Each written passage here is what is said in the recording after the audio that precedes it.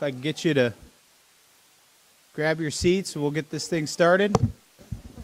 One more straggler coming in. Can you hear me better? Is that better? Here, let's move it closer. All right, duck down. Good evening, everyone. My name is Dan Allers, Mayor of the town of Fort Myers Beach, in case you didn't know. I've got my fellow council members here, Vice Mayor Adderholt, Councilor Woodson, Councilor Veach. I don't see Councilor King, but I'm sure he'll be here. Our staff is here, along with several from the public. Tonight's going to be an informative, hopefully interactive meeting where you get to talk to the SBA members, you could talk with FEMA members that are here, you could talk with our staff members that are here. At first, you're going to hear about the long-term recovery from Daniel Tomczak from FEMA, as well as Madeline Gorman and Community Assistance Departments of FEMA. Then you'll hear from Frankie, and I can never pronounce your last name, Frankie Kopacik. The R is silent, Kopacik. And some of our members are back there from the director heads are back here to fill you in basically at where we've come in the last year, where we plan on going, our long-term recovery. After that, there'll be a facilitated discussion and some community feedback that you'll be able to walk around, interact with people, look at some of the stuff we have on the wall. So if you have any questions, feel free to reach out. Like I said, most of our council members are here. Myself, our staff is in the back. When they're done giving their presentation, I'm sure they'll be available for questions. So looking forward to it. And tomorrow at 10 a.m., we'll be doing this all over again for those that maybe aren't watching tonight or can't be here in person tonight. So feel free to come back tomorrow if you can't make it today, and we'll do this all over. Again, thanks for coming.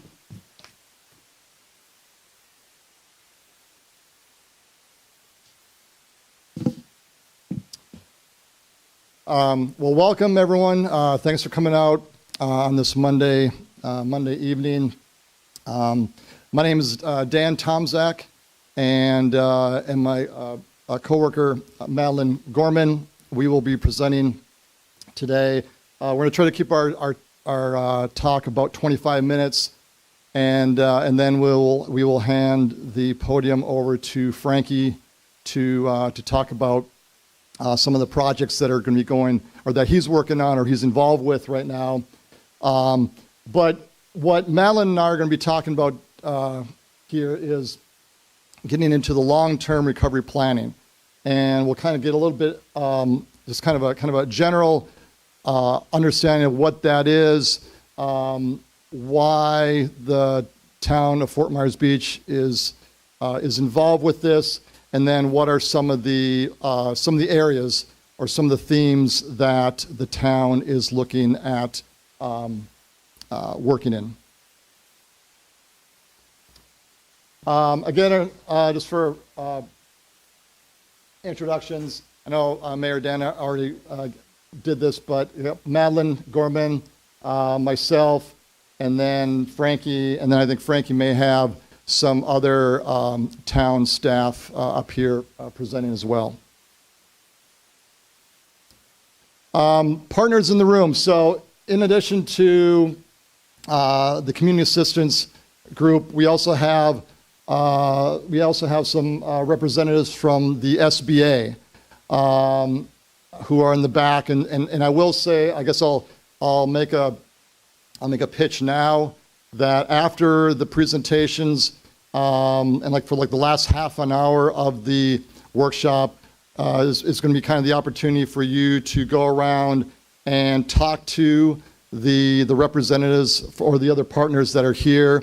Definitely, as you're making your way around, definitely stop by their tables, ask them any questions. They came out specifically to be able to have this interaction with the town and be able to talk to the residents. We also have, at least for tonight, we have Laura Dewey from the Florida Division of Emergency Management will be here with us. And also Laura will be in the back, and if you have any questions for Laura from the mitigation side, she'll be the person to bring your questions to. The disaster case management program we were supposed to have this evening, but I don't think we have them, unfortunately, tonight. And then then the representatives from FEMA are here as well. All right, just briefly get into the agenda. Again, we'll be talking about the long-term recovery planning, and then Frankie will go into the more short-term or near-term projects that he wants to kind of showcase what's been getting accomplished. And then the interactive stations, that's really the time to go around, meet with the people that are in the back with SBA and FDEM, and be able to talk to them. Also, everyone I think was given stickers. Yes, everyone got their stickers. So there will, during this interactive stations time, we have 6 posters up in the back on kind of project themes that the town of Fort Myers Beach has been is looking into, and we want for you, and I know you've done this at other workshops where you go up with your stickers and you put your stickers on the themes that are of interest to you or that you would like to see the town move forward with, and again, and then about hopefully around 7:30 will be the time that we wrap it up. All right, I will pass it over to Madeline. Thanks, Dan. I will stand up tall for the microphone. Oh, it's funny how that works. Thank you so much, everybody. You guys are a great audience. Thanks for coming out tonight. So I'll be providing a brief introduction on recovery support. Okay, so Dan and I are from the Community Assistance, and our mission is to help enable local governments to effectively and efficiently carry out community-based recovery planning and management, as well as support and create local programs that support recovery planning and management. So we think recovery is successful when it is federally supported, state managed, and locally executed. Okay, and during these recovery efforts, we like to use a whole community approach. So we're bringing together residents, community leaders, subject matter experts from all levels of government and from private sector, public sector, all to come together to collectively understand a community's needs, as well as assess any future needs to help determine the best way to build societal security as well as resilience. So obviously a big part of this whole community idea is leveraging partnerships. So we are working with the town of Fort Myers Beach to leverage local, state, and federal partnerships in order to leverage that expertise from all of these different partners in order to inform recovery in the future. Recovery coordination. So at the request of the town of Fort Myers Beach, we've been helping coordinate all of these partnerships in order to engage in a recovery needs assessment that will inform a long-term recovery plan. Okay, so taking a look at this recovery continuum, we're going to have a presentation in a little bit from town of Fort Myers Beach that's going to cover this first red arc here in the short-term recovery, but what we're starting to focus on right now is the long-term recovery, and you'll see this green arc here. It starts during short-term recovery, and so we're starting to think now about what long-term recovery means for Fort Myers Beach. Okay, so the purpose of long-term recovery is to engage all of you, members of the community, to create a vision, goals, initiatives, and start thinking through what kind of projects we might want to invest in as a town to eventually create a long-term recovery plan that communicates those visions, those goals, and those potential projects that we'll want to invest in. So again, that recovery plan, it's going to document the damage sustained by the community, identify some potential community gaps and needs, and then start identifying those potential projects. What we really want to ask is not just what Fort Myers Beach is going to look like in the next 6 months or a year, but what do we want our town to look like in 5 years, in 10 years, in 20 years, and make sure that we give this process an equitable chance. So it's not just the loudest voices in the room that are going to be heard, it's all of you, so that we really take a whole community approach. All right, and Dan is going to cover the long-term recovery themes and goals.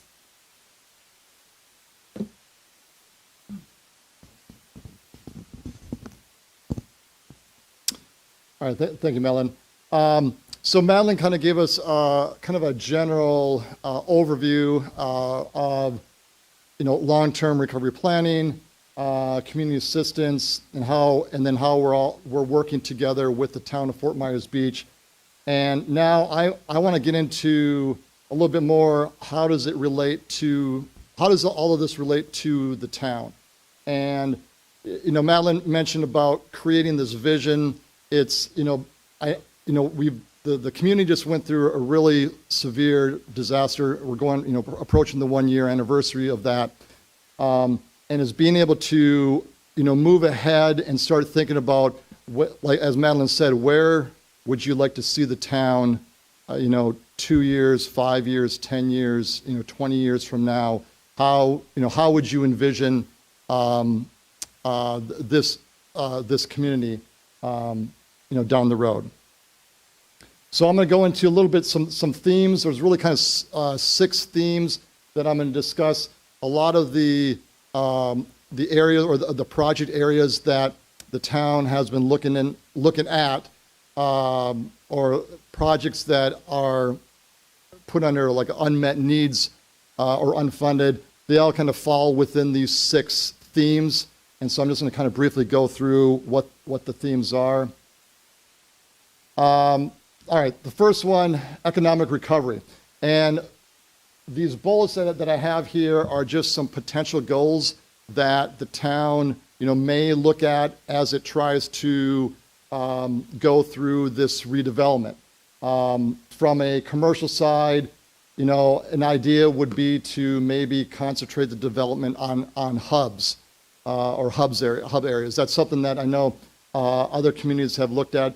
That way, obviously the island is very big, but you do already have some of these hub areas like Times Square, like the Santini Plaza area down on the south end of the island. So you already have these hub areas to begin with, and so kind of maybe build on that.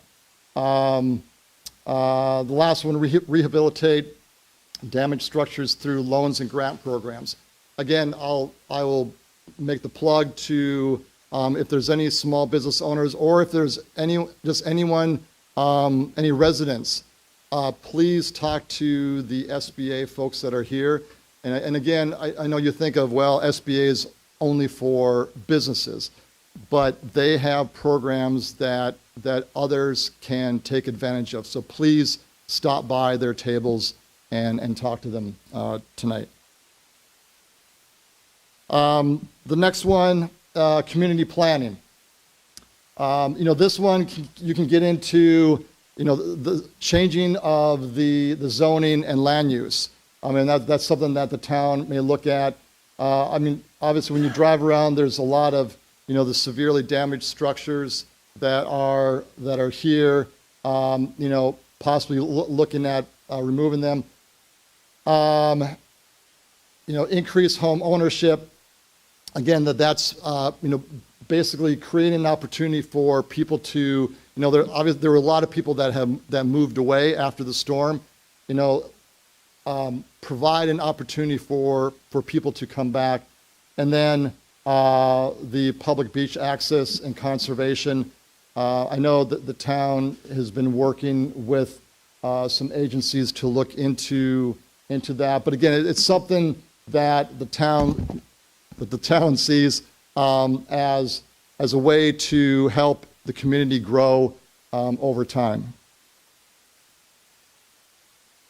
All right, the third item is health and social services. Making improvements to public safety, expanding the EMT services, urgent care. I know that the photo on the top is the former urgent care. Maybe looking at a means to try to bring back some type of medical services to the island versus having to, cross the bridge if you needed anything. Expanding elderly care and senior care resources.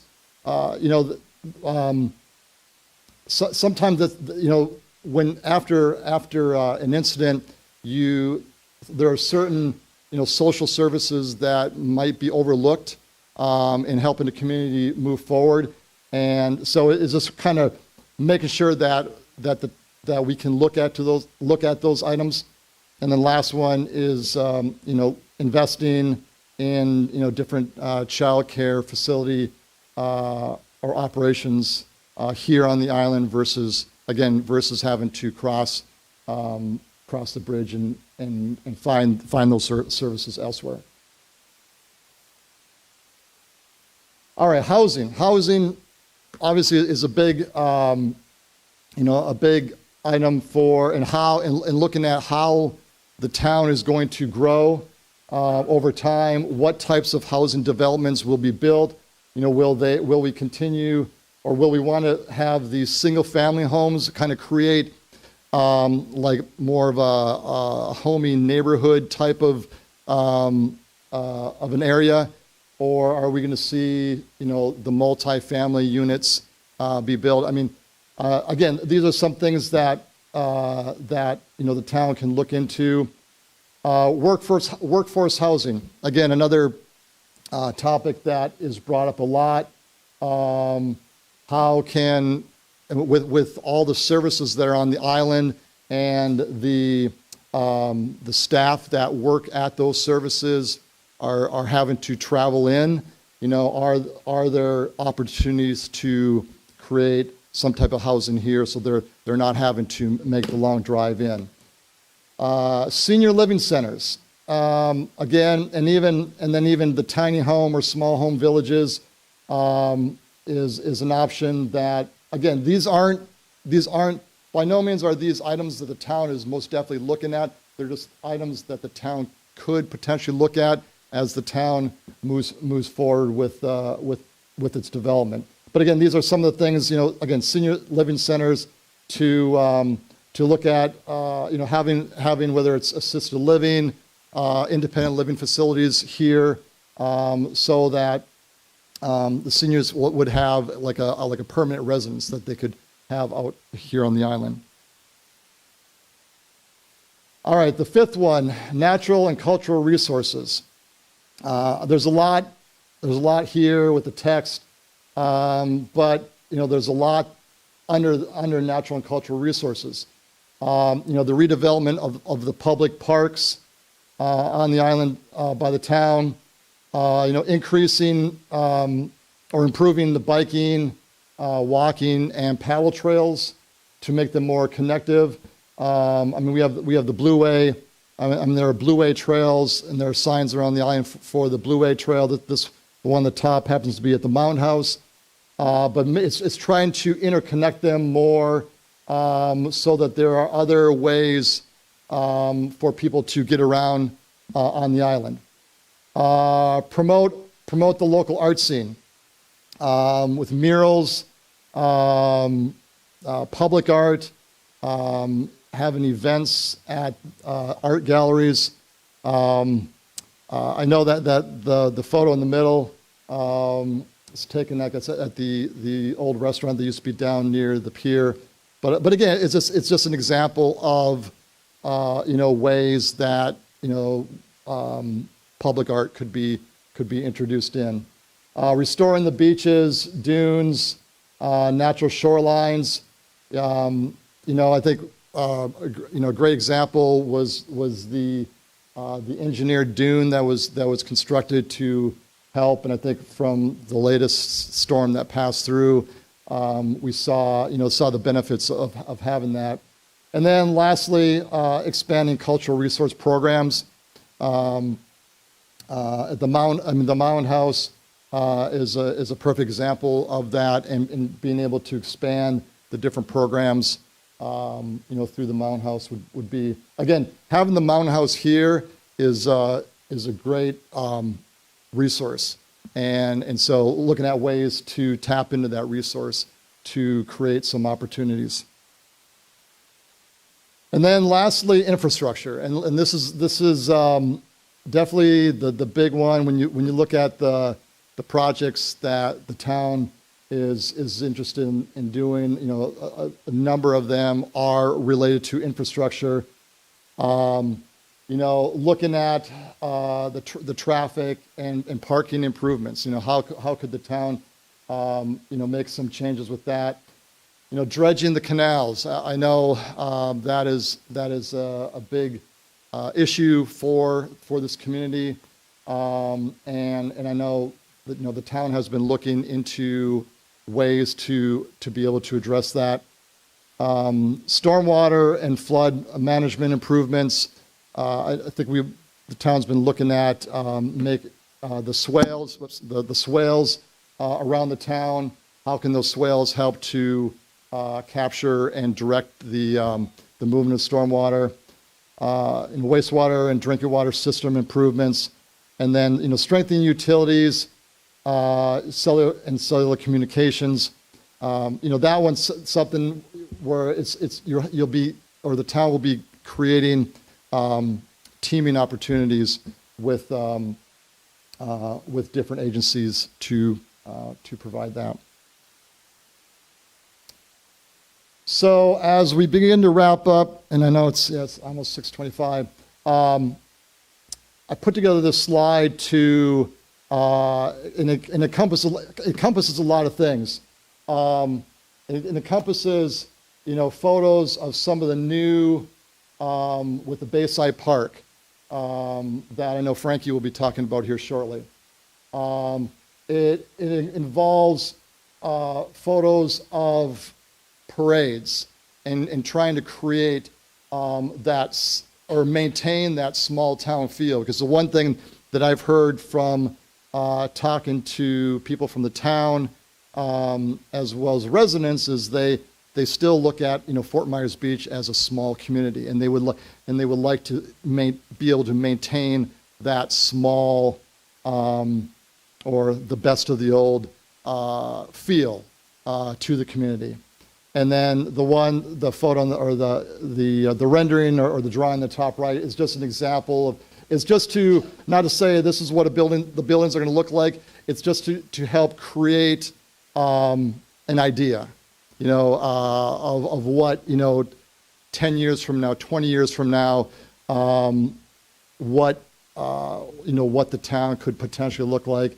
Again, it's really just to kind of give you a general idea of what it is. But, you know, Madeline brought it up earlier about, you know, the whole idea with the long-term planning is to help the town create a vision of where the town would like to see itself move to as it goes through the redevelopment that it's going to be going through.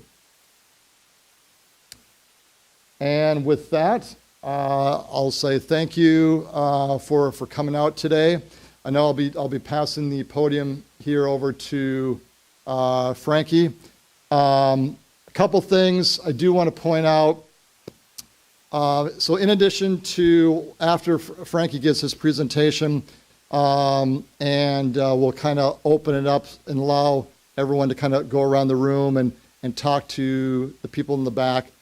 Also, there are the posters with the project themes, and I want people to go around with your stickers and do your voting on those as well.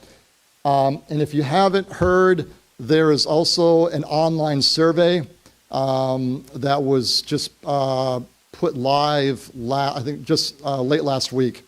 And you'll see a lot of these up around the room. And the QR code is one way that will take you directly to that survey. So if you have a phone, like I said, just look for one of these flyers advertising this workshop with the QR code. You can scan the code.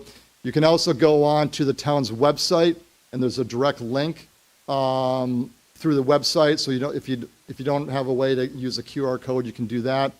Thirdly, we do have some actual printouts of the survey. So if you would rather do a hand version of the survey, stop by the front table, and we have some copies of the survey, some printed out copies of the survey that you can use at that. Oops, sorry, Frankie. All right, this time I'll pass it over to Frankie. Thank you.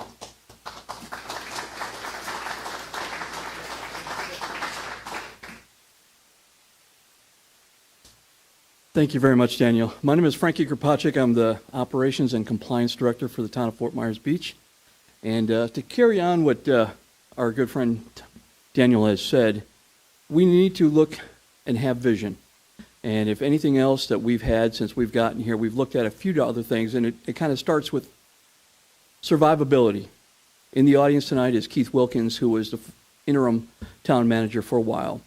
He and his partner Chris were brought here for survivability. Right after Ian took away everything in this town, not only the infrastructure, but the ability to be a town, it was their job and their mission to put the pieces back together and hold it as firm as possible until help could arrive. The town board got together with vision, which is also a very important word, not only for what Dan was talking about with the FEMA plan, but also in the town's outward goal. And their vision was to get a stabilized city government. And so the board members who are present here tonight selected Andy Hyatt as our town manager. And therein lies the opportunity, the third word that I use. The opportunity for us to create something that was the town of Fort Myers Beach, but also better than it was when it was the town of Fort Myers Beach. And I know that doesn't make a lot of sense, but it kind of does as we move along. So we all know the old town hall, the old bank building down the road. You know, the multicolors, it was really kind of funky. It fit the vibe of the town. Everybody kind of liked it. It didn't swim very well. And like many things in this town, Ian kind of really took its toll on it. And it was through a lot of hard work and behind the scenes that the town and the vision of the board members and Andy and our staff worked with FDEM and the people at the state and through FEMA. And we were able to get that taken away. And people say, well, what's the big deal? It shows that if we're asking you to do something, we need to follow suit with that. I'm sure everybody in this room that lives in this town has heard about these letters that we've sent out, these letters to go ahead and demolish and tear down abandoned properties. How can we, as a town, ask our citizens to do that if we don't put our own house in order? So that was one of the vital steps in order to show our vision and to create opportunity for the town, was to go ahead and try our damnedest to get the state to buy in. And they did. Of course, it helps calling them twice a day, every day for about 2 months straight, even on the weekends. But it worked. As we get through a lot of our areas that we had, like Newton Park, which was a beautiful place down past Mid-Island.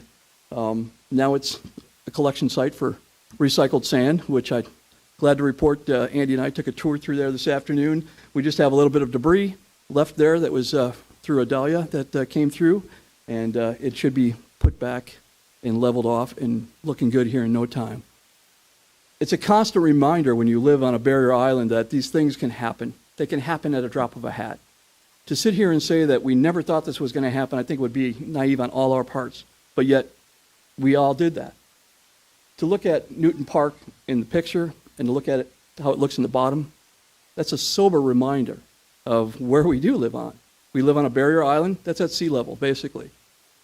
We need to have plans in place. We need to have partners, and we need to have the opportunity to act with those partners. It brings us to personnel. If nothing else, the storm taught the town who they had and who they didn't have. We learned through attrition that we had some really great people that were thrust into roles that they never even imagined being. I basically came here as a valet, and I still park cars in the afternoons at Town Hall for tips, basically. But we have plenty of places. The young lady that you see sitting on the bleacher here in the green T-shirt happens to be one of our HR people. She started out in the Parks Department. She happens to be one of the best HR analysts I've ever seen. being in county government for over 30 years. It's people getting them out of their comfort zone, having lived through that very first day here on the beach, picking up the pieces that creates the opportunity that we see. Our current recovery projects include a lot of things. As Daniel alluded to, I'm sure if you haven't seen, please stop by and see Bayside Park. We'll be doing a little bit more of a hard opening on the 28th. It was a symbol that the town created just right before Ian hit. And sadly enough, it took it all away. So it's those type of things that you look to, like I alluded to, Town Hall. It's also parks like that where some were saying, why is the city focusing on putting a park together when we don't have this and we don't have that? It was a symbol. It was a symbol of something that stood, something that was bringing the town together, something that kind of united that whole town area. We all sit here and know that there's no pier. The pier's not ours. Times Square is, and we're working really hard every day with the nice new clock that was donated to the city, the new electrical grid underneath that Times Square area that we never knew existed before, but it's there now, and it'll serve us long after we're gone. Things like this are vision. Vision creates the opportunity. That's all we're asking here as a town as we move forward with some of our projects. The park was not easy to do, but we managed to do it with the help of everybody, including the vendors that participated last year and our town staff. And it's going to be a lasting legacy to what this town can achieve in a very short period of time. Daniel also alluded to infrastructure. Infrastructure is very vital. You'll see the trucks from Earthview up and down the streets, not only on Estero, but some of the other areas. We know that our stormwater system, again, nobody's stormwater system could handle what we handled, but digest that much sand. All right, we found that out when the Dahlia brushed through the island the other night. It was 3 people out in pickup trucks all night trying to check out on how bad the flooding was. If those emergency berms weren't in place, we wouldn't be standing here today. Just that little brush by would have been enough to put us right back to square one. But they were there, and they helped. They did their job. So it's not sitting up here pounding your chest saying, look what FEMA did. Look what the town did. The town got behind it because of the vision of the town board, accepting what had to be. It had our environmental manager, Chad Schutz, getting out there and pounding on doors saying, this needs to be done for a reason. And it worked. The places it didn't work, people got damaged.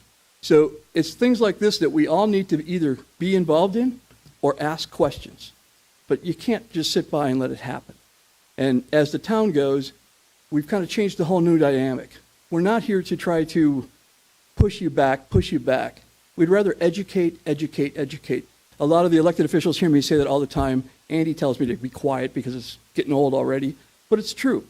As we go out in the community, whether it's our code people or whether it's our new neighborhood services people that used to be called BASE, we're not out here to give tickets and to give violations. We're here to educate the community on every opportunity we can to assist you. If you don't understand something, flag down somebody. We want to be the first people that you think of when something goes wrong. We don't want that to be, oh my God, it's the town again. Those days, fortunately, Ian took away. So as we rebuild, thank you. As we rebuild and build back, it's not just the community, it's the heart of the community. We all want this to be a place where people come as families. People come to our downtown area to have a wonderful dinner, to listen to music, to just be free again, to walk those beaches and know those beaches are clean, to walk and go swim in the Gulf and know that the water is clean. This is what Fort Myers Beach always was and will be again, but better. So Jeff Hauge, our Parks Director, will take it the rest of the way.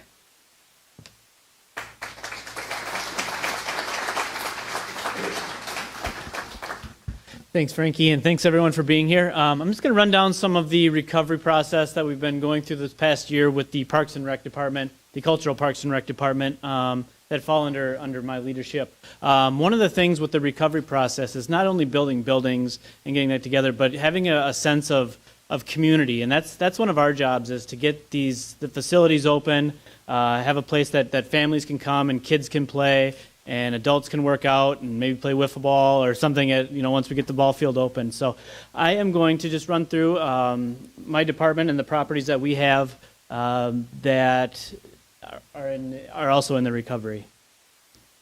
Go ahead here. Oop, did I go there? Okay. So the pool. I know that's been a lot of questions on people's minds is what about the pool? We see a lot of progress, and I'll talk about Bay Oaks, the rec center, and the ball field that just got done. But the community pool is something we're striving to have open. It's not just sitting empty and we're not thinking about it. We are actively looking at companies that come in. I think we've had 3 or 4 companies come in. It's just the process for the pool. The equipment alone takes a while to get here. The pool itself had a little bit of damage, so we're going to have to resurface. But the pool, built in, I think, 85 or 86, needed some work. It needs some work. So it's going to take a little bit of time to redesign some of that. But rest assured, we are hopefully getting that, or we'll be getting that open for the residents to do their lap swimming or their water aerobics, or the kids to play, or have field trips come in. So the pool is not forgotten about. I know we don't talk about it as much, but we are actively finding solutions for that, and our goal is to get that open as quickly as we can. We have reached out to a couple organizations in town to see if we could use their pools and run our programming out of that. We haven't had any luck so far. But we are looking and actively looking to get recreation activities for our residents on the island. The ball fields. If you haven't driven down that way to Bay Oaks, I know there's not much down there right now, but we do have a brand new Little League field. The Bay Oaks Little League field was completely, it was a disaster, a debris site. It was the horticulture site for the recovery plan. So what we had to do was we had to dig out about 8 inches of dirt and get all that debris out of there, screen it, and put it back on. We had help from community members. ICS Materials donated their time to scrape all that out. We had a grant through Major League Baseball and Scotts, and we had gotten donations from companies like 7-Eleven to finish that project. Unfortunately, we got the grass in. We had the re-grand opening ready, and I think it was that day or the day after Idalia hit. We had about 1.5 feet of water on there. Most of the field did well. We had a few spots that sunk in with all that pressure on there. So right now we're getting, I know you can see a little brown spot in the infield in there. We're repairing those and having those open and have the re-grand opening in October. And that field will be just a hub. We're going to have our Fright Night. We're going to continue some of the traditions of the town. We'll have Fright Night on the field and surrounding the field. We'll hopefully having Fort Myers Beach Little League have a league going even this fall. So it's going to really be a hub. We can have concerts and movies, and it's just a great green space before we get everything else opened. The gym, so the rec center, that is currently being under demo. We're working on it. Our open date is still, we're looking at November to get it in. And that coincides with hopefully the school being open and us being ready for those kids for Club Rec, the after-school program, having a before care program now that will start once that's ready to go. And so they can have a spot to come after school. I talked to a number of parents that just said that some of them are leaving at 1:30 from work just to go get their child. So it'll be a big push to get that open and all of our facility open for those kids. The other part of the rec center, obviously, is the weight room and the cardio room. We already have, hopefully on Monday, we'll get the approval to order our brand new cardio and weight room equipment. So I know it's something that maybe needed to be updated a little before the storm, and I guess the storm helped us get new equipment, so that's good. So that'll be open hopefully in November as well, and we'll also have leagues and boss programs and things that were associated with the boss program, game days, field trips, where you can come in and use that as a community hub as we move forward. We're looking at adult programming. Like I mentioned, wiffle ball, maybe wiffle ball leagues, kickball leagues on the little field. It's hard to do a softball league sometimes because the fences are pretty short, but we want to try to encompass and get the adults involved in our programming as well. The Mound House. Frankie and I think Daniel touched on the Mound House. We are open. It has sustained, I wouldn't say minimal damage, but we had some roof damage. We had about 2 or 3 inches of water in the Mound House. The Calusa knew how to build it up to protect it. So we had very little damage to the actual Mound House, some ripped screens, but we were open in, the grounds were open in January. They continue to be open. We have a lot of activity out there. The observation pier, there's been a lot of people fishing, and I heard fishing's good out there. I brought my son out too to fish out there, so we hit a few. The museum store is also open. Tours are going on, and the museum reopened in April.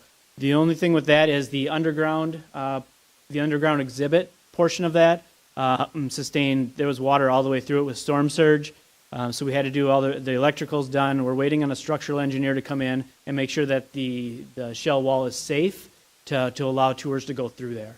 Once we do that, we'll be ready to open. We won't have the AV right here where it talked about the different levels, but we have guides that'll come in and prepare that and get the information to the residents and the guests of Mound House. But it's a beautiful spot right now.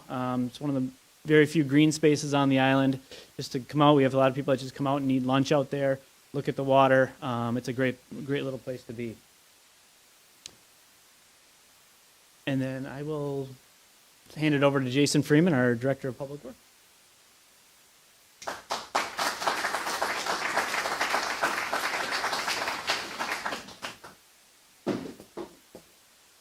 Good evening, everybody. My name is Jason Freeman. I'm Director of Public Works here for the town of Fort Myers Beach. Been with the town for about 5 years now, so kind of seen it through before Hurricane Ian and afterwards, so I'm just grateful to be part of a team here. We're going to go over just a couple of the big projects that we had. I know Frankie and Daniel have already touched on it, but Bayside Park was one of those major projects that we just finished about a month before Hurricane Ian hit. And so that was one of the big priorities, is at least just getting that accessible again and open as quickly as we could. We had a lot of vendors come together, a lot of people from the community, and it really, I think, turned out great. We still have some final touches on it, some punch list items, but I believe we're planning on that event coming up here in about a week for the hurricane anniversary, which we can kind of get that officially open to everybody. So that covers Bayside Park. Times Square is another area I think that really is central to not only the island but the community as well. We've been working nonstop to get everything cleaned up down there, working with the vendors. It's a lot of moving parts down in Times Square, as everybody knows. You have the business owners and the merchants, and you have some county parks all around, and you have the towns right away, and Old San Carlos in that area too. So it truly is, the downtown district of the island. So town staff has been working to get all that cleaned up. We had a couple setbacks with Idalia with some sand going down there as well, but we're working out there every day, just getting everything put together as quick as we can. We had a great donation from the Mershmans for the town clock, which was exciting. So we just got that tentatively installed here this past week, and we're planning on unveiling that next week as well. So I think that's another great iconic symbol for this island and really can show some progress for us. Other than that, Public Works is still continuing to work every day since the hurricane, cleaning up the beach accesses, the streets. We're still working with FEMA on coordinating a lot of those inspections and just getting these projects done as quickly but also as safely as possible.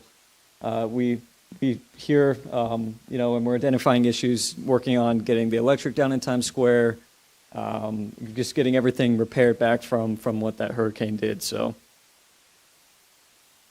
Another big project that we have from the utilities and the stormwater side is the stormwater cleanup. I believe there's some projects that we had in running before the hurricane. The town's identified some streets within those different tiers of needed stormwater and water improvements. So not only are we continuing to identify those locations and work on the progress with that, but the town's also in the middle of doing its second pass with our whole stormwater cleanout of the entire system. We're expecting that second pass to finish hopefully within the next 3 to 5 weeks. And after that, we'll make sure that we're cleaning out everything the best that we can. So that process entails not only cleaning out that system of any of the debris and the sand that is washed up not only from Idalia but from Hurricane Ian, but also assessing with videos and photography to really get a true sense of any repairs that are needed so that we can repair what we had, but also establish a good foundation for making improvements for the future too. So if you continue to see those stormwater issues, we please ask that you just keep communication open with us. We have representatives at the town that are happy to take calls and hear those concerns and identify those streets, because the ultimate goal is, we'll keep going and keep identifying areas to really improve the infrastructure island-wide. I think those are all mine, so appreciate it. Thank you all.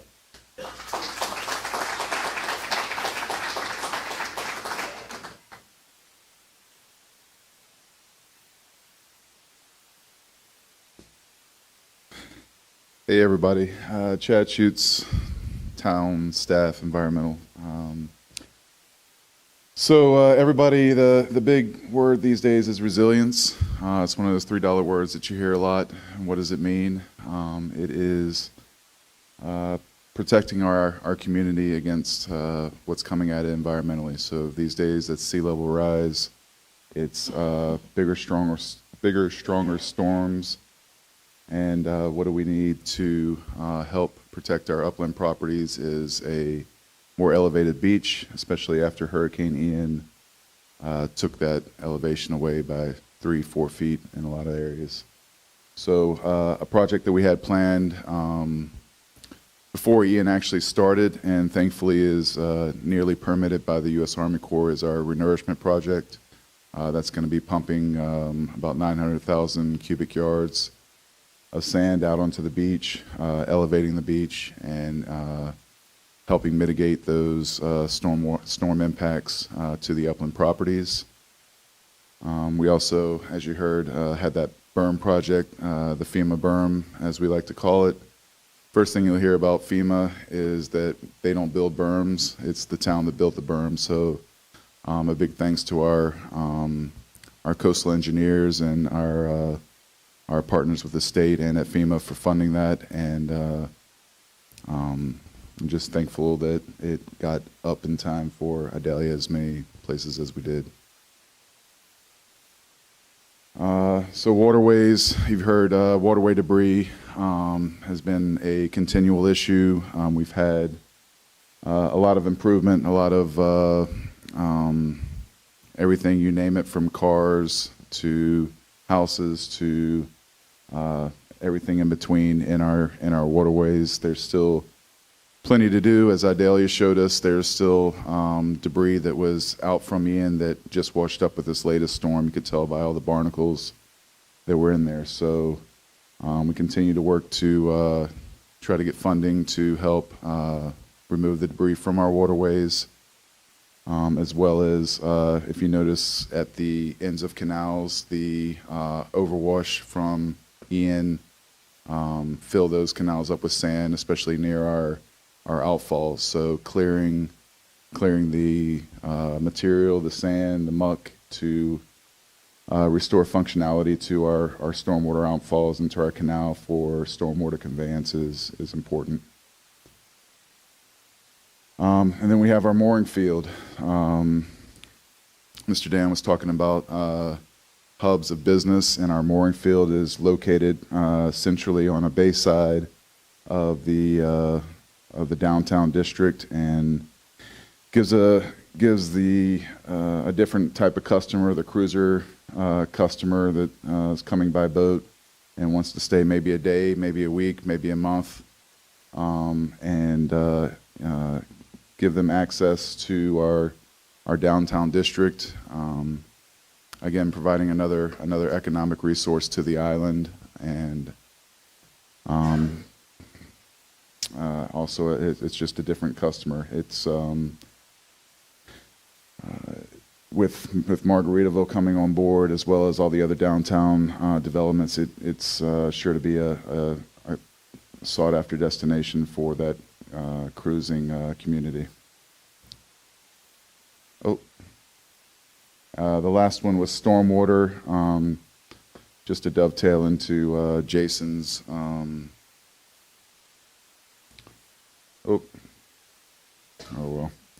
So to dovetail into Jason's, you see that street picture showed a street full of water, and that didn't come from the beach side. That actually came from the bay side. So another important project that we've just put in for some grant funding is to install those duckbills that you see on the ends of the outfalls into the bay, and that stops that tidal water from coming up and actually flooding streets from the stormwater system. So once we get some funding to reinstall those duckbills to mitigate that surge water, sea level rise from flooding our streets from within.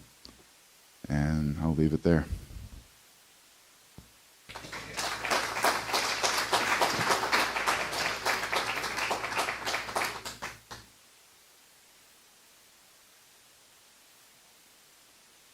As everyone can see, we are trying many different approaches all at the same time. You're not going to fix this town overnight, nor have we tried. We're trying to take a systematic approach to make it livable, sustainable, and resilient as we move along. And those are the things, again, the $3 word, you hear it all over the place. But we've actually sat and thought out every action that we've tried to make. One, is it going to be a step in the right direction? Two, is it going to be better than it was before? And that is our ultimate goal. You know, Bayside Park was great. The mayor and Andy Olive referred to as low-hanging fruit. It was an attainable goal in a very short period of time if we put all our minds together. And what it does is it gives you a lasting look downtown. Downtown's rebuilding. All those businesses are trying to come back. And at the end of that street is a kind of like a beacon of hope, more or less. It can be done. It can be done in a very short period of time if we all work together. And that's what the town of Fort Myers Beach has to become. It has to become a group of people that are assembled for one common goal, to treat each other civilly, to get along with each other, and to make it a great place to live. And that's where Andy, the rest of our staff, myself, are committed to doing that each and every day.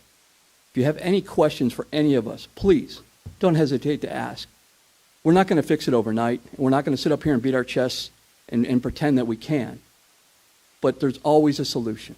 That's the one thing that I preach each and every day.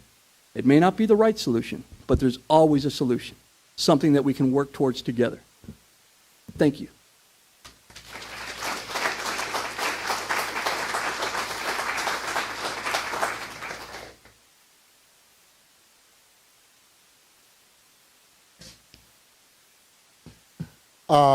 So we have reached the end of our presentations by both community assistants and the town of Fort Myers Beach. So at this point, we're going to kind of open it up for you to, if you have any questions for Frankie or any of the town staff on the projects that they've been working on, we can do this now.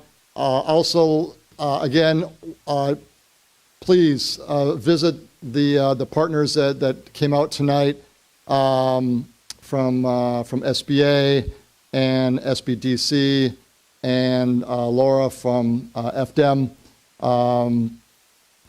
They will be more than happy to answer any questions that you have, and then also make sure that with your stickers you do, again, there are 3 posters back there, and then there are 3 posters kind of on the side near the maps.